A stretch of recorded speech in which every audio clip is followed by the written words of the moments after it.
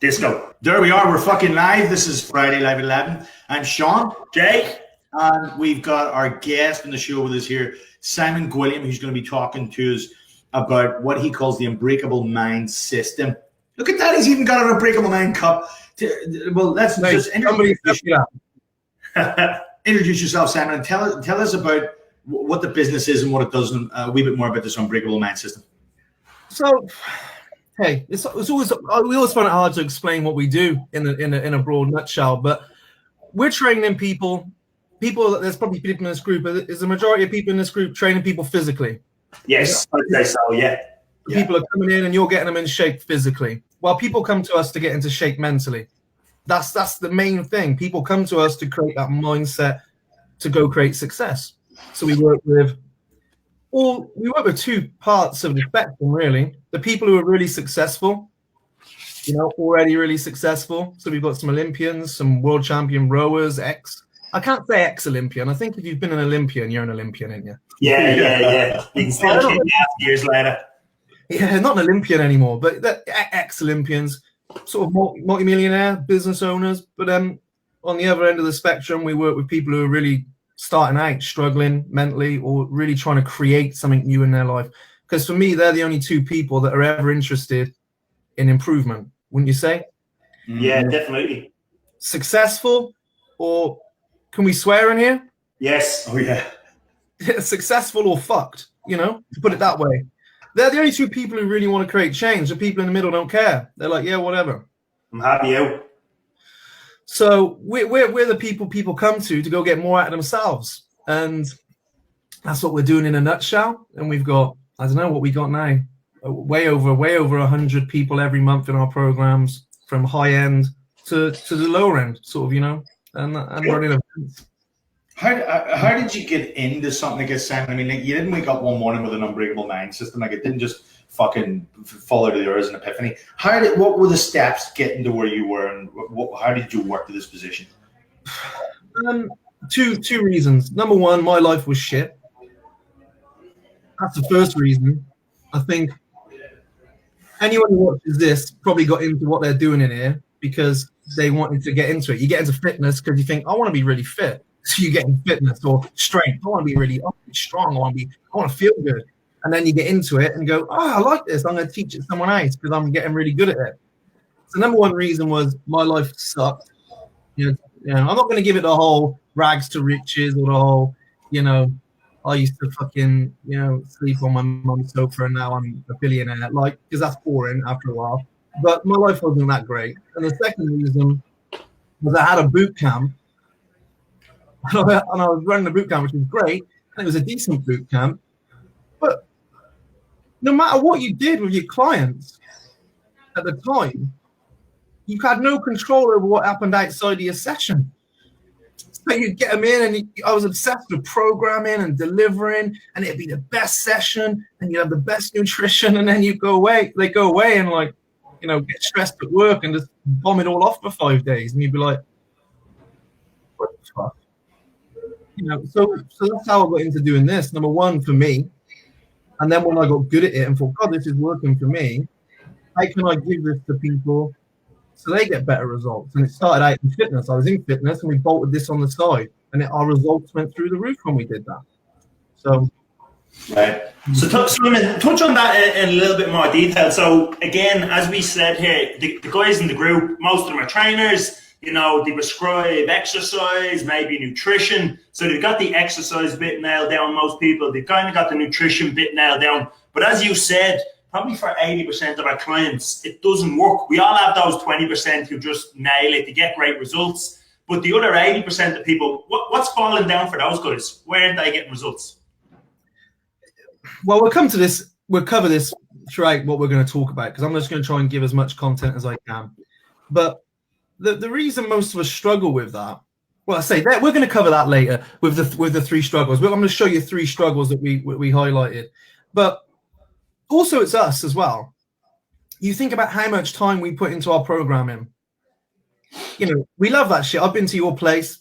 I'll come out to see you guys all the time because you help me.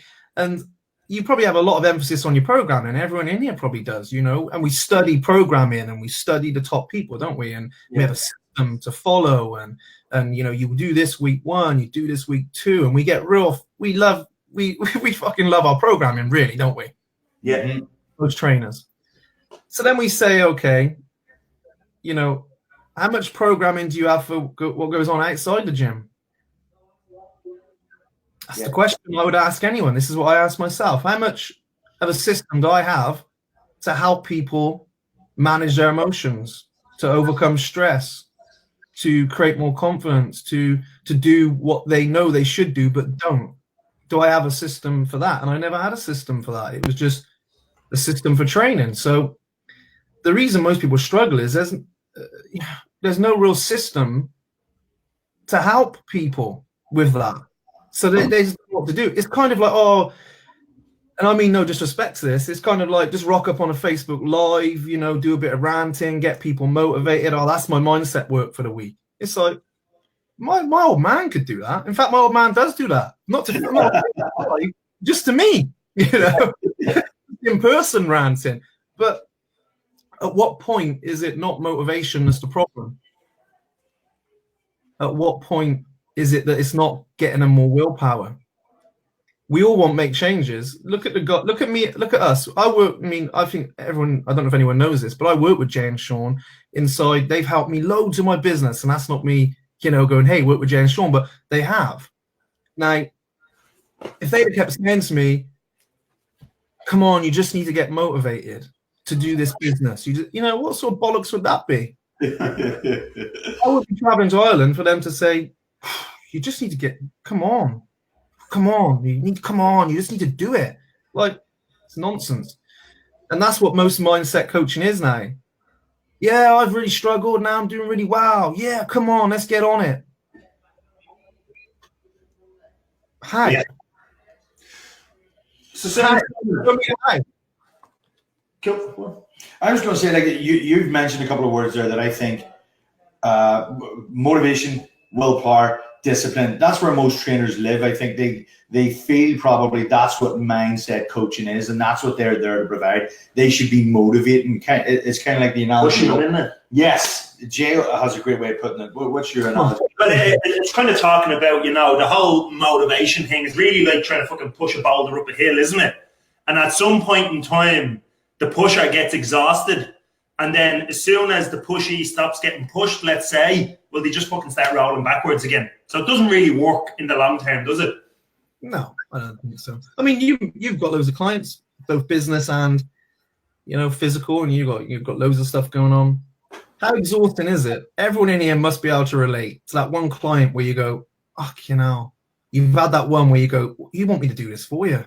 Yes. Every day I've got to keep motivating you just to do the basic stuff.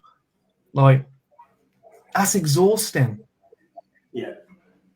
And I think, and I'm going to put this out there, and I say this a lot, I think motivation, willpower, they're kind of the tools of the amateur.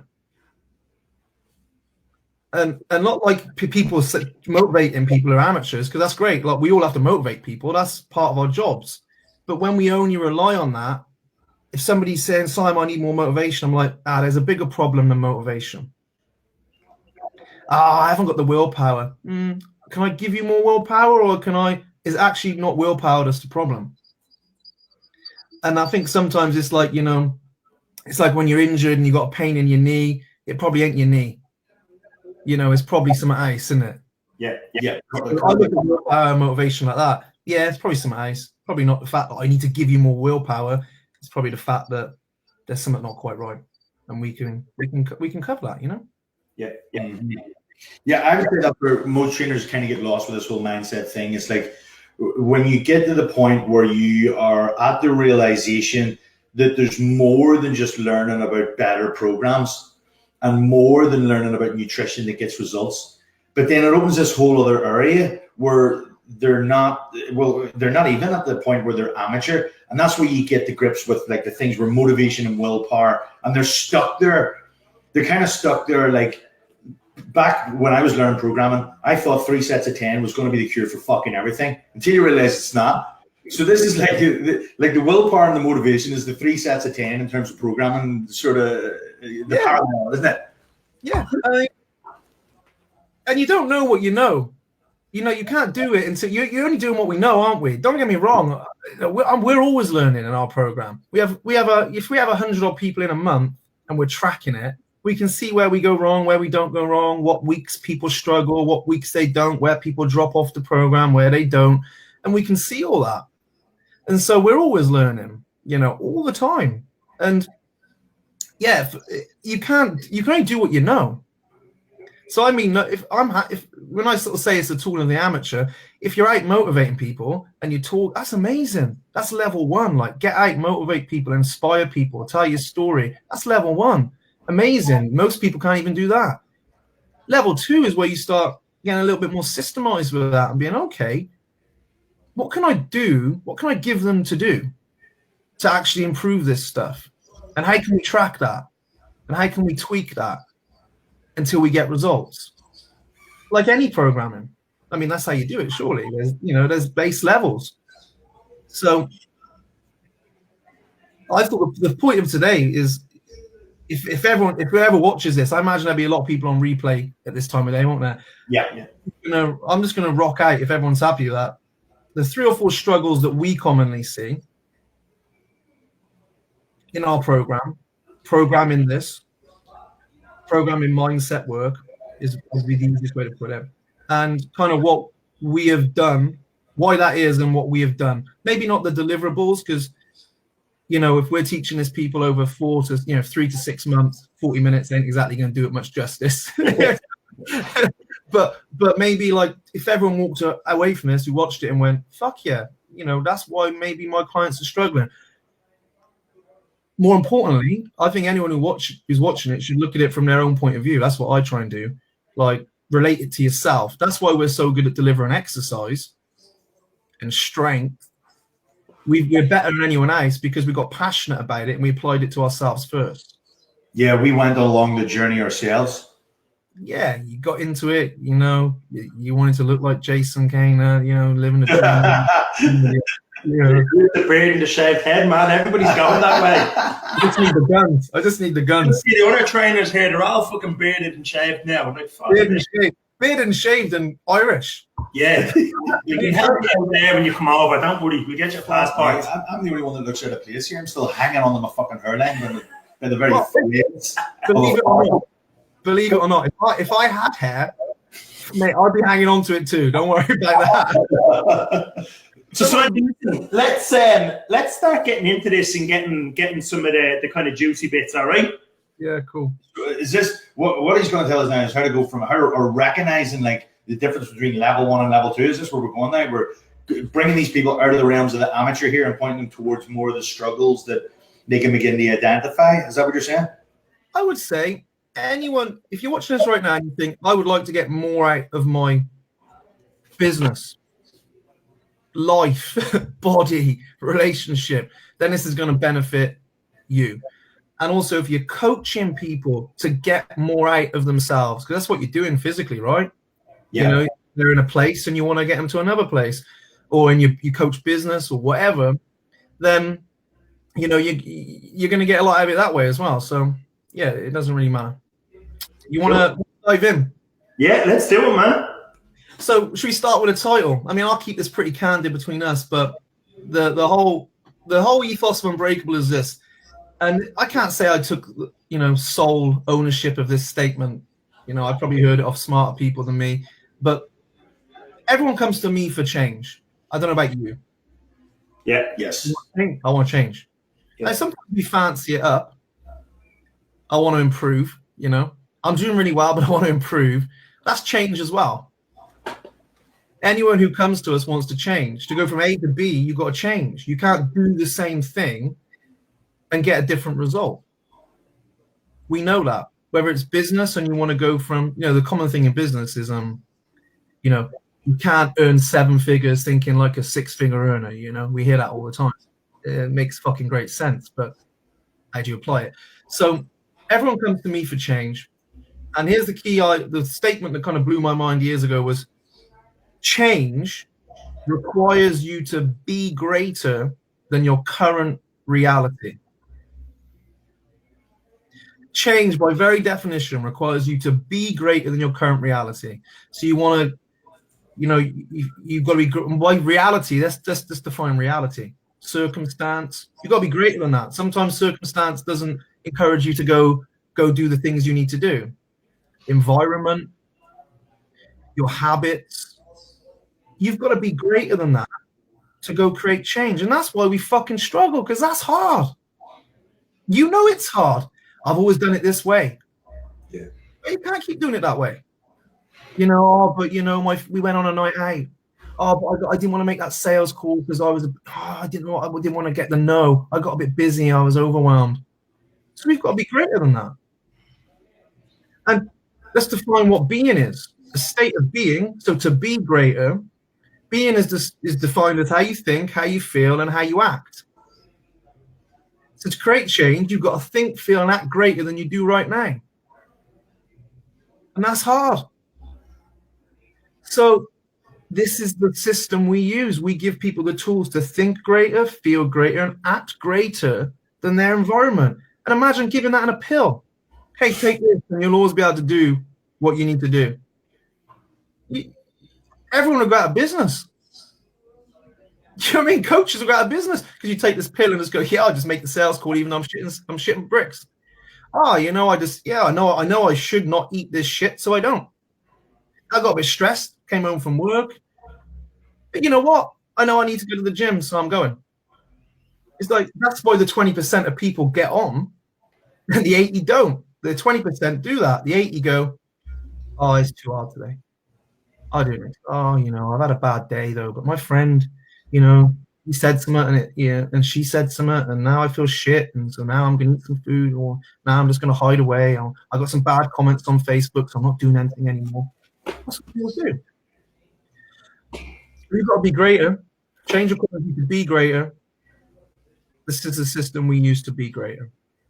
To be greater than your current reality. Does that make sense? Yeah, sounds fucking amazing. Where do I get these pills? So the key to being greater, I don't know if anyone's here or commenting or with us. Is it just us three chatting along? I'm going to check it actually. I can see it on my phone, but keep going because again, it's fucking deadly stuff. It's deadly stuff, man. So number one, the first problem I come across with people and my own life, this was me. This is my biggest takeaway.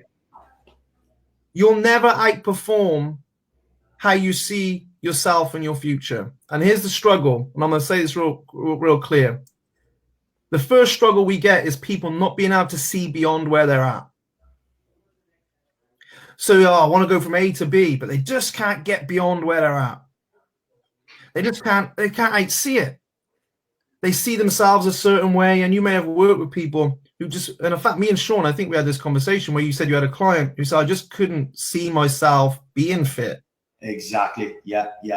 Jen, who was struggling with weight, like she was massive, like over 120 kilos, I think. 150 kilos. And that's exactly what she said, Simon. She'd been that shape and that overweight for that long that she couldn't formulate a picture of herself in her mind where she was any slimmer. She couldn't comprehend what that could possibly look like. So then all the belief and the hope and the stuff that you're going to say, well, she's already beat before she begins, right?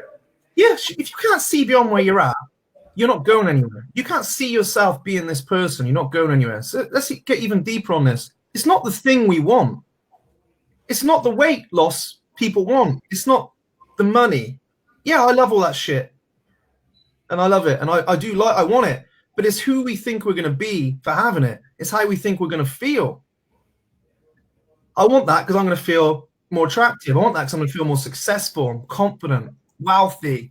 I want that because I'm going to feel free. But goal setting is the first thing people do, and that's very one-dimensional. It's the what. It's just, here's what I want. And that's a good place to start. But that's one-dimensional. Because it's not what they can't see themselves. We can't see ourselves being that person. I couldn't see myself being who I am today. All I saw myself was this fucking clown walking around Morrison stacking shelves. That was me. And that was all I was ever going to be. And so that's what happens. Your actions back up your identity. Fucking hell, were you stacking shelves at Morrison's? What's that? You frozen? Were you stacking shelves at Morrison's before all this shit? Yeah, couldn't drive, couldn't do nothing. Fuck off. And even had hair. I had hair then, no beard. I was much better looking, but I was, not in a good place.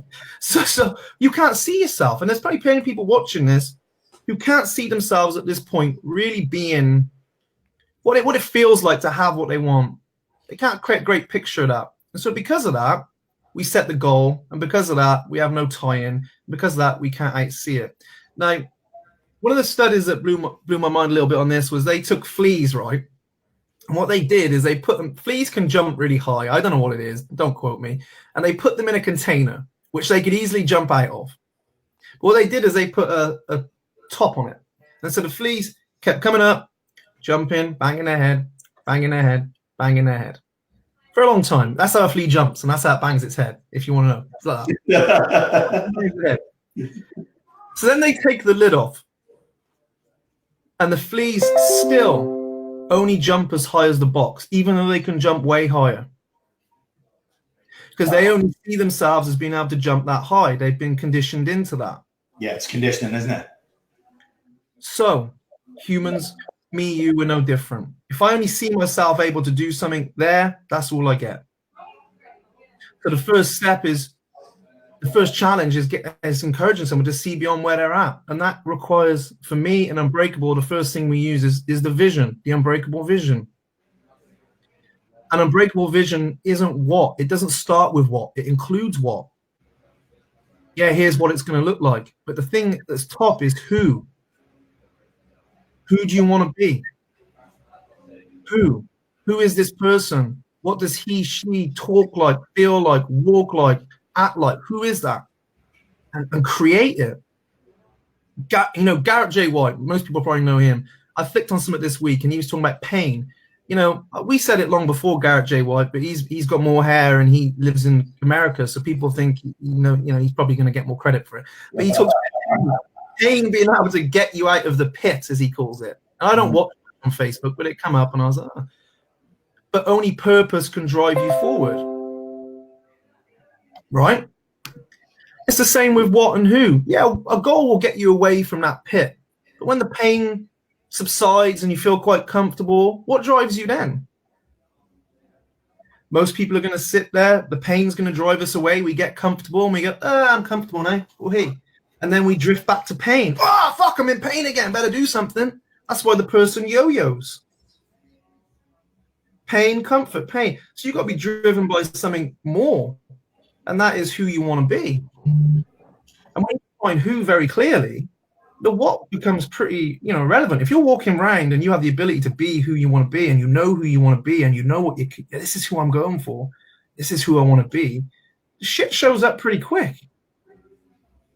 But if you're just setting goals and then people say, set bigger goals, set more, bigger goals, scare yourself into action.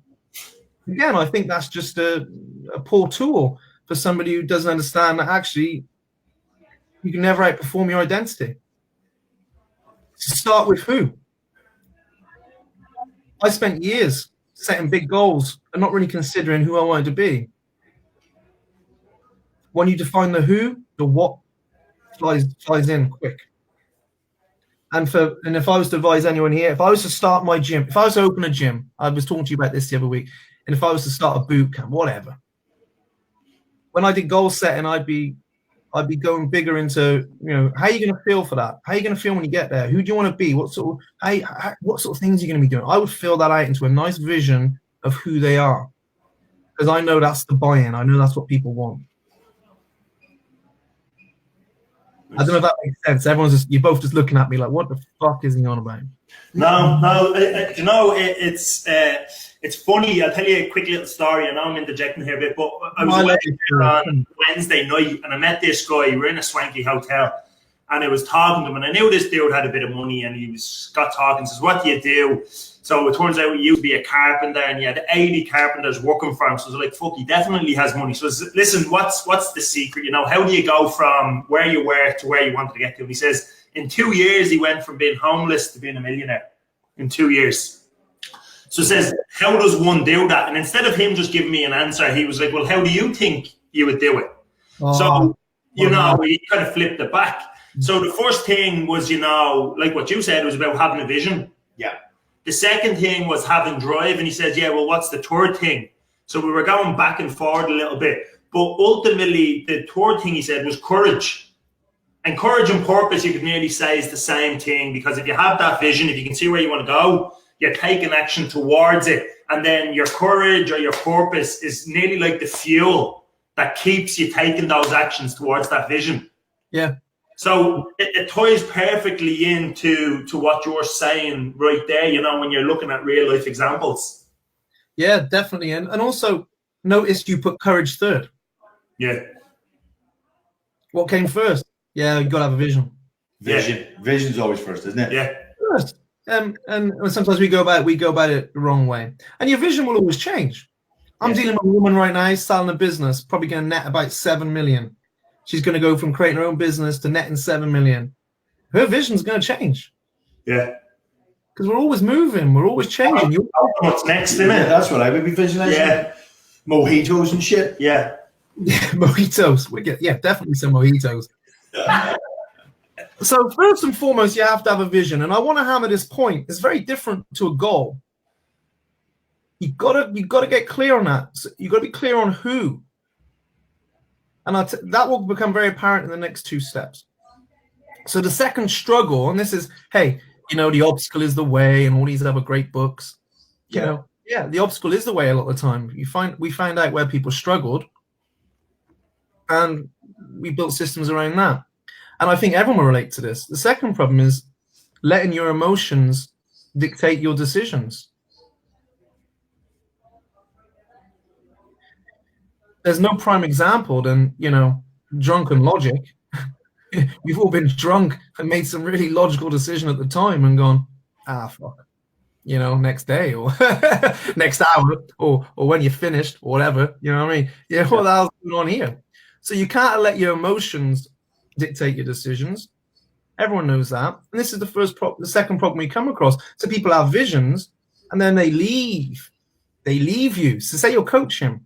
They leave you. You know, you're in Ascension in business with Sean, and then you hear the live call. Fucking yes, Sean and Jay, my heroes, love them.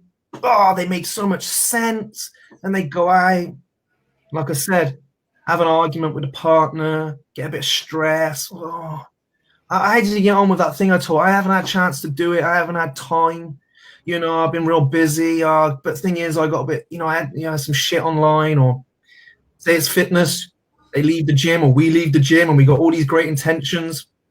and then, you know, have a bad day at work, I smash a few beers, eat some shit, I'll start tomorrow again. You know, our emotions, we know we didn't want to do it. We know it doesn't help us, but our emotions dictated us. And so the second thing is, have a system to train better emotions. People think you can't train that. But you can train emotional intelligence. That's a learnable skill. That's something they should teach in schools, to teach people to be emotionally intelligent, which doesn't mean void. I'm not anything other than positive.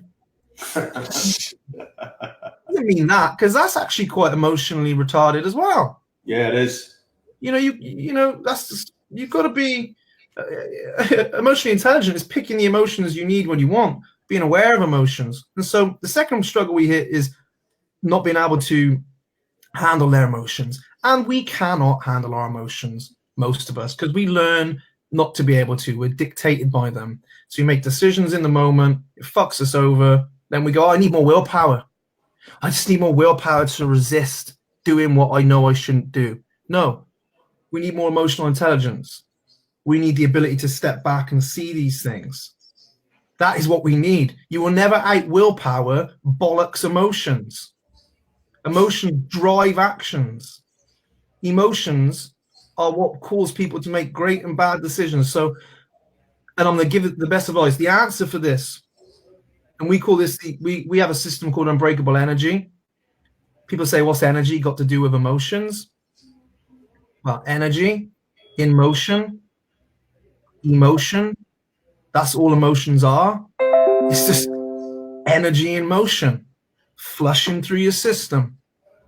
and you're acting upon that. And the number one reason that people struggle is survival mode. I'm getting all these notifications, sorry. Survival mode, which is basically stress. Now, they say the average human being spends 70% of their life in stress, in a state of survival. There's going to be people who go, but stress is good. Stress makes me perform. Yeah, I love stress. Stress makes me deliver. Yeah, maybe, but there's two types of stress. Number one, you know this in the gym, builds me up. I don't know why I'm doing that. Everyone does that when it comes to weights. Yeah. The guns, man. It's all about the guns. Functional. It's functional. do you know what I mean? I probably should, do some presses. It's all about, there's that resistance that makes you grow. Then there's that resistance that fucks you over and causes you to get all catabolic or whatever you want to call it these days, and you don't grow. Mentally, that's the same.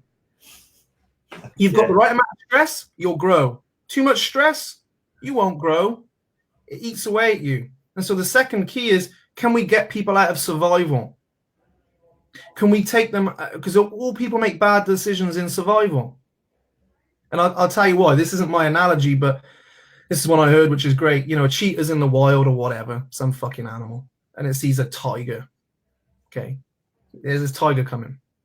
This is my story now. It's not a real story. This is made up, just so you know. This probably fucking happens a lot. Probably does, yeah. And the tiger approaches the cheetah. The cheetah's like, what the fuck? There's a tiger over there. It goes into the stress response. It mobilizes loads of fucking stuff in its system, stress hormones, heart rate speeds up. Oh my God, oh my God, oh my God, there's a fucking tiger over there. It's going to kill me, whatever. Body feels it. Second thing that happens is it hones in on its environment and it looks to fix the problem. There's the fucking tiger. There's my exit. Third thing, becomes very aware of time. I haven't got long to get there. Sprints its ass off, gets safe. It's a happy ending. On David Attenborough, fucking cheetah goes off, lives the dream, tiger's pissed off. But the cheetah will then go and just go back out on the range, should we call it? Yeah, go back to licking its balls. Yeah, doesn't give a shit. Back in the grass, whatever. Motion reaction periods shortened right down. Humans are exactly the same, except we're in that mode 70% of the time. So what's it do? It focuses in on problems. All the time, people are focused on problems and protection all day long. So when you go to make the call, put the posts out, speak to the people, we're in survival. And survival is a time not to go be vulnerable. Survival is a time to protect. So we don't do it. We protect ourselves. We freeze. Or we run away. Or we fight. Fuck you. You're full of shit, Sean. I'm not doing it. It's terrible. I'm going somewhere else. We fight, flight, or freeze. And we shrink and we don't take any action. This is the same if you're in business or you're trying to get fit. You have a stressful day, you're in survival. What do? I need to feel better. This is the other thing about survival. It makes you focus outside to fix the problem. So all of a sudden, you want to feel better. So you drink some food, wine, eat some food. I feel better. Then you feel shit. But you've solved the problem temporarily because you were in survival. So they say 70% of the human life and people now in the Western world is in survival. Now, if you're in survival, how the fuck are you going to make good decisions? Unless you need to be in survival. If someone breaks into my house right now, great, I'm going to be in survival. Probably going to try and hit him over the head with my mug or her, whatever. But that's not happening. There's nobody chasing me. I turn it on in my head. I think about, this and that and that, and I turn it on, and I have the same problem. So the second thing of every client I come across is noticing survival and getting them out of survival. Because when they're out of survival, they're in a position to create and trust and take actions. And that's the person who comes home and they're not in survival, so they don't need to eat the shit. They don't need to fucking ruin their life with some temporary fix because they are in survival. And that's not my theory, that's science. and so we can just make better decisions based off of where we're going and based off of our vision, not based off of what's going on in the moment. Fuck, no. Like you've just described it and I suppose touched on exactly why 90% or 80 or 90% of your clients don't get results. And it's got fuck all to do with training. It's got fuck all to do with the programs. It's got fuck all to do with the nutrition plan and everything about the daily stresses that are in their life. Like some of the guys that we would train, they're aircraft financiers. They're the guy who runs Facebook and Google. I mean, that's a high pressure job. So what you're looking at is somebody who's chasing targets. He's got somebody on his case. He has a board of directors to answer to. Then he has to fucking get all that work done. And he's trying to go home, and the boss is breaking his bollocks, and then so's the fucking missus, and then us coming in on top of that, trying to give him the cleanest diet known to man and say, why can't you just measure out your food and shit? This is why it's all going fucking wrong. Yeah, and there'd be the argument that he needs that level of stress to perform. And I would say he's performing or she's performing in spite of that. Yes, not because of that. Because of that. And that's the key to understand. If you've got an athlete, everyone here might know a bit about fighting or boxing. I know you guys do. If you've got a fighter in the ring and he was fucking in survival and stressed as shit, he's not going to be, he or she is not going to be focused and performing, and that isn't productive for fighting, is it? Fucking stressed. You're gonna gas. You can't last. Yeah, you can make bad decisions. If you're the other end and just like, whoa, I'm Zendai, do what you like, that ain't gonna help. But being in control of the level is the key. And if you can teach people to raise energy, and this is physical is one part of that. We need to be raising people's physical energy, not high energy, but we need to be working on that. Then you've got two others. Mentally, we need to be making deposits in the mental bank account, and emotionally. Now, where are those two happening? That's the system again. We've got a great system for physical, but where's the system for mental? Okay, what do you do daily? And then how do you progress that? And where does that end up in 4 weeks? And where are you in 8 weeks? And of course, people are different. And around the system, there needs to be some, like all training, there needs to be that you can manipulate around the system depending on the needs. But no system, and what the fuck happens then? So we need to invest mentally. And I know we said we'd be 40 minutes. We've probably been a bit longer so far, but I just get excited about this. There's two problems. Most people are either running on empty, as in they've got nothing in the tank, so they're in survival. It's like, I'm fucked physically. Mentally, I'm drained. I've got all these problems going on. I'm not making fun of it. This is life. Emotionally, I'm up and down. I've had this shit go on. I feel disappointed. So I'm on empty. It's like this bottle. You got about that much to give. Well, you've got to put some deposits in the bank. You've got all this. You've got loads of it coming out the bottom. You're giving it away. Put some deposits in the top. We need a system for that. And like I said, the second thing after that is 70% of your life in survival. Now you can see why most people are ill, injured, and protecting themselves by doing nothing. Rabbit in the headlights. I know I need to do it, but I can't.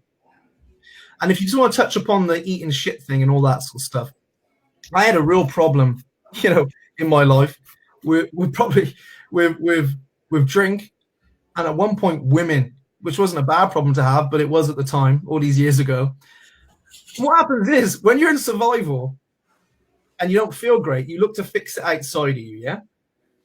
So you eat some food, you feel better, but now you're just conditioning your mind to say food makes me feel better. So what do you do every time you got a problem? You turn to the food, yeah. Eat or drink. Great. What happens then? What used to be enough to give you the endorphin kick isn't enough. So what do you need to do? You need to eat more. You need to drink more.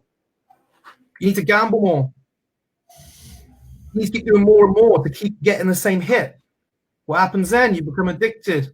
What happens then? Oh, fuck, I put on 47 stone because I just keep eating to feel better. It doesn't matter what it is. You look outside you to solve it. It's a problem. And some people use hiding to solve it. I feel worried, I'm going to hide. And that's why we don't take action. So for ourselves in business, a lot of the time it's hiding. And in our clients, a lot of the time it's because they just don't know how to feel good. And so they do the things that make them feel good in the moment that aren't useful. So physical, mental, and emotional is the key. Nice. That is daily. Yeah, you happy with that? I always worry when people look at me like... It is deep shit, though. I mean, what you're talking about is deep shit. But now that I understand it, I feel like I understand exactly where a lot of our clients are. And you can see people who make those decisions and understanding why they're making those decisions.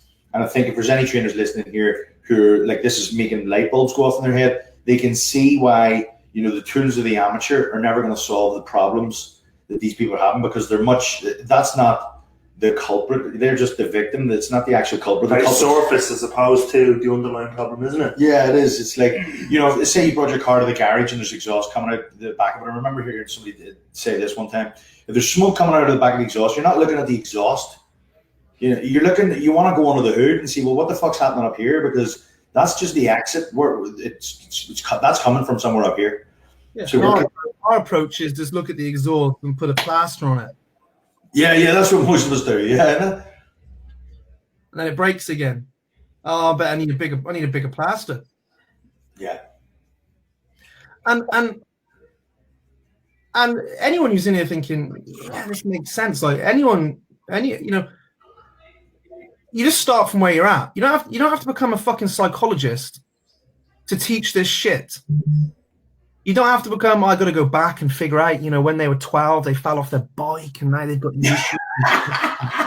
You don't have to do that. And I mean that. And I'm going to tell you why in a minute, but you don't have to do that. And that's what happens. People go, I can't do mindset work because, I don't want to uncover all these things. You're not uncovering anything. You're teaching people skills. You teach them how to clean and press. You can teach them how to be emotionally intelligent when you know how to teach it. You know? So you don't have to become the deep, let's go back to when you're 4. You don't have to do that. And actually, I think that's counterproductive anyway. So we'll come to the third one. Yes, tell us number 3. So number 3 is once you get people like, out of survival, say, the third problem we come across, and everyone will relate to this, is our negative thoughts, our negative beliefs, ultimately limiting our life. Now, this is talked about so much, so we're probably aware. And I remember saying to you guys, who here thinks that the way they think affects their life? Right? I always start my seminars with one of those questions. Everyone's up there, fucking yes, yes, yes. No, they're not like that because they're not American. They normally just do that. Is that a hand? We'll have to get you to Ireland to see what way the Irish react. Yeah. Hey, that's me. So the third thing is everyone goes, yeah. And I say, so does it make sense to train your thoughts then? Yeah. How much training are you doing on that? Well, I've read this book. Yeah, that's learning. Good though. Well done. Next one. Yeah, well, I watched this video the other day. David Goggins, he was running along telling me to be really fucking tough. And I love David Goggins, by the way. Yeah, that's learning also. How much training are you doing? Oh, none. I thought that was training. And this is the difference. That's learning. How often are we training ourselves to think better? What are we doing daily to think better? Because can you think better? Yeah. Everybody on the planet can think better. Because all you've done is learn patterns of thinking. And let's not get too deep on this, but maybe there's 2 parts of your brain. One is the conscious mind. One is the subconscious mind. Let's say that's as simple as it can be. Conscious is in the moment, present desires. Let's make it that to keep it simple. Subconscious is all those programs you've built up throughout the years, generally between the ages of 0 and 7, where you're very suggestible and you've learned experiences. Maybe you learned through experience that you're not that good, or maybe you failed, and you create these I'm a failure kind of patterns in your brain. Now, people sort of don't understand, and I didn't really understand to start with, that the subconscious mind is running you 95% of the time. So when you're present and you're setting goals and you're in the gym, you're probably conscious and you're going to go on what you want. Oh, God, I want this. I'm going to fucking buy some new trainers. I'm going to get some new gear and I'm going to show up every day. Conscious. You go home, when you're not conscious, guess what creeps in? All your limiting habits, your beliefs, your programming, or your previous experience. It runs you. 95% of your life is run through that program. And so now you can't understand, why am I not doing this thing? Why am I not doing what I want? Because you got this programming in your brain that just doesn't support what you want. It's like my new phone here. Look at this bad boy. I got a phone. Boy, man. Fucking hell. Yeah. Welcome to 2019, Sam. I used to have a Nokia, like brick, but so the subconscious brain is like iOS. It's running the fucking show. The conscious brain's like the apps. Oh, I want to go do this, so I get to use an app. But the subconscious brain's running you. You know when you're sat having a conversation in the car with Jay, you and Jay are loving life, and you're having a real deep conversation about training and life and business and all those other good things. Then you arrive at the destination, you think, how the fuck did we get here, really? I've just been chatting away. You know, probably weren't that aware. Well, your subconscious brain got you there. It knows how to drive. It's done the autopilot. This fucking runs you. It's like, whatever, I'll get you there. And the thing is, it's more powerful than the conscious mind. So it actually isn't dangerous in that way because you're still present-ish. It just runs you there. Now, when you know that most of your life's being run through those programs. And the things you're good at, that you find easy, great programs. The things you suck at, shitty programs.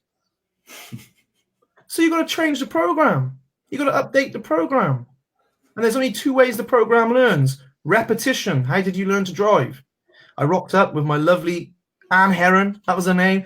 And she showed me how to drive. And that had a big steering wheel by the looks of it, but I was driving. But, and you kept doing it until it becomes such a habit that it was lodged in my nervous system, so to speak. And now I just don't have to think. I don't think, I better change gear here. And, hang on, I'm not fucking driving. My mind knows what to do. That's how you learn, repetition. The second way you learn, and let's not really go into this, is it's kind of deep hypnosis. So 0 to 7, I'm the boy now, but your brain waves are in theta. You don't create the conscious mind. You're in theta, so you're being programmed. You're like a tape recorder. You just press record, and you take everything in, and you don't have any reasoning mind. So it's like, whatever, I just take it all in. And then you develop the conscious mind, and you got these programs. That's what happens. So theta brainwaves are very, very suggestible. So the second way you can reprogram that part of your brain, you don't have to go destroy your limiting beliefs. You don't have to go talk about them forever and figure out why it happened. And, was it that time where I was 18 and, Sarah dumped me and I've never recovered. You don't have to go and make that right. You simply have to learn to slip into those brainwaves and plant better code. And when you can do both, repetition in your daily life, and you can slip into the subconscious and you can create better code, you become somebody who's got a lovely balance. Your programs support your goals. And guess what? It's easier. Whereas when you don't do that, and when you got these shitty patterns, when you're on it, it's fine. But when you're off it, you're fighting the program. I've got to fight it. So you need willpower, you need motivation. And that woman, that man, let's use a man. He's coming to the gym. He spent a lifetime being overweight and unfit, hating exercise. You come in and he's conscious. Oh, fucking yes. I'm going to do all of it, Sean. He goes home. He stops being conscious. Conscious runs him. And he's got programs that say, yeah, exercise is hard. He's got programs that says, fucking, I deserve a drink. I've had a stressful week at work. He has exercise. I'm tired, so I better have a rest and not do anything. And they govern his behavior. And he's fighting that. And it's not really difficult to create a new program. People make you think it is, but that's because they want to make it hard. It's quite simple when you know how. You don't have to be a master hypnotist. Everyone on here could learn a system that went, yeah, don't do that, and you'll create better programs. And your clients to be going, I just feel so different. I love it. Yeah, because you're not fighting the brain. Anyone who tells you to fight the mind, I was gonna be ruthless, but we'll just stick to my favorite word: amateur. Anyone who says you just need to handle more stress and get better at it, now you're an amateur. You don't understand. So that's my opinion on that. Actually, get the brain to work for you, and you won't have to keep manipulating your state to feel better. You won't have to keep getting pumped. You'll just feel good because you can. That's power. So the third thing we always teach people is focus. Can we teach these people to create new programs simply and effectively in their day-to-day life? Now, when you match a vision of the future, which you are pulled towards, because it's who you want to be, and when you learn to get out of survival and create energy that supports that and be in creation mode, not survival, and handle situations intelligently. So something happens, an obstacle, you don't quit and lose your shit. You handle it intelligently, you move on. And then you apply focus to that. Vision, energy, focus is the system we've been teaching, and that will always create change. And as one of my old favorite people I used to follow used to say, people can doubt the methods, and not that anyone in here might be, but people used to say to me all the time, oh, this is the way to do it. And I'm like, you know what? We've had nearly 1,000 people through this program. We've trapped nearly every fucking one of them. You cannot argue with what I'm seeing here. The data. I'll show it anyone. Look what happened to this woman, this man, between phases of 1 and whatever. Look at that. Look how she's rating herself. Look how he's rating herself now. Look at that. Look at the results in her business. Look at that. Look at it. Look at the results in their body. We don't teach body, and people are losing stones with us like nothing. We don't even teach it because they just stop doing shit they know they shouldn't do. They don't need to do it anymore. They're like, I don't need the shit anymore because I feel good. Their trainers are probably getting all the credit for that.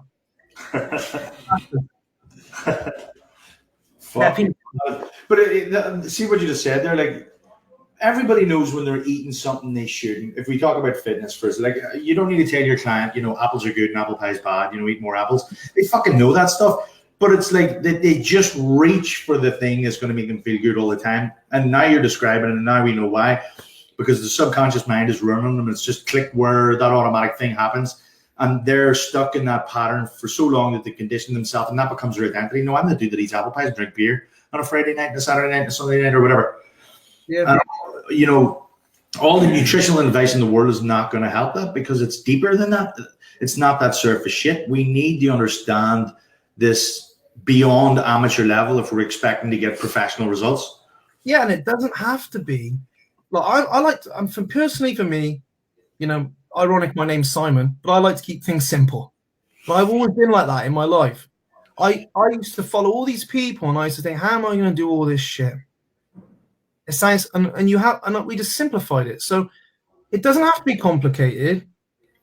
It doesn't have to be advanced to start with, but having a system that helps your clients with mentally and emotionally will benefit anyone.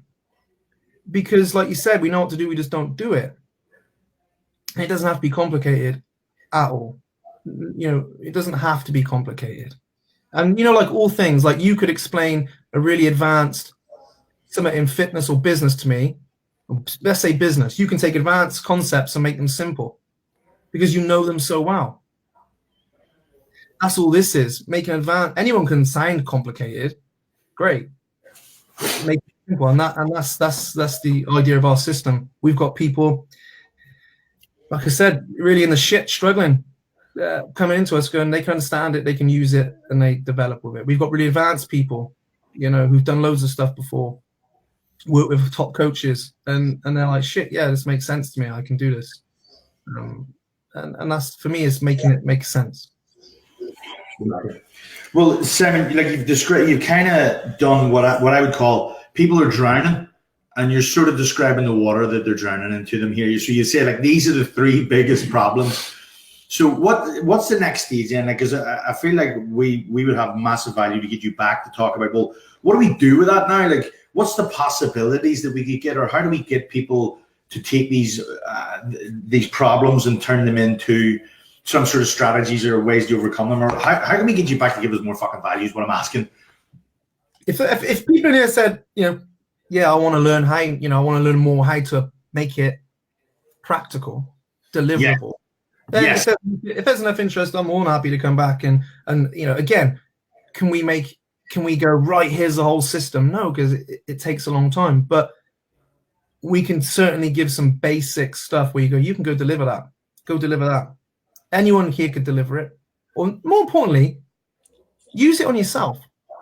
Yeah. Look, you're right. Like, when you said all of us are in fitness because we went on that fitness journey ourselves, got results ourselves, we walked that path. I think there's, like, you can't teach anything or even take the next step if you haven't actually done it on yourself. So would that be the next thing, to give them some stuff that they could use themselves and see how well it works? Yeah, that is always the first place to go. Start with yourself and internalize that and practice it and go, yeah, man, this is helping me. There's not nobody in here, whether you're really flying and you are the man or woman, or you're really struggling, you're like, oh man, there's nobody in here who can't get more out of themselves. Me included. All of us, yeah, me, you, Jay, everyone. You think actually anyone will benefit from sharpening, the sword. Mm-hmm.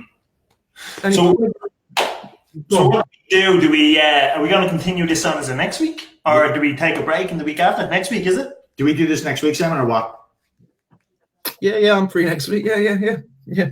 Sweet. So let's say this is phase 1 of the training. Yep. Recognizing the problem and understanding that there's a process and there's a solution. And then next week we start talking about some of the things that people could implement on themselves. Yeah, definitely. Yeah, start with yourself. We can give you some simple routines, vision, energy, focus routines. Do this. Explain it out. Go practice that. See how you get on. What sort of results do you think people are going to see from working on vision, energy, and focus? What have you seen? Oh, man. Let's break it down. Let's start. If you're somebody mentally, we have people that from the extremes of, let's put it this way, I haven't left my house for 12 months. I've been everywhere.